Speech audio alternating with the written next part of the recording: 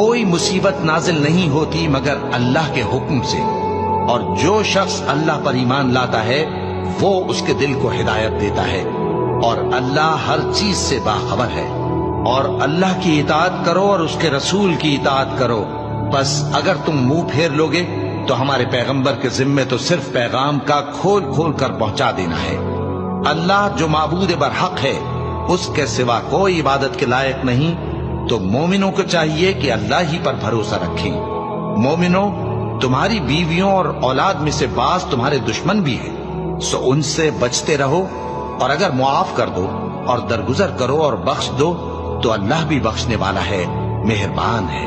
तुम्हारा माल और तुम्हारी औलाद तो आजमाइश है और अल्लाह के यहाँ बड़ा अजर है। सो जहां तक हो सके अल्लाह से डरो और उसके अहकाम को सुनो और उसके फरमाबरदार रहो और उसकी राह में खर्च करो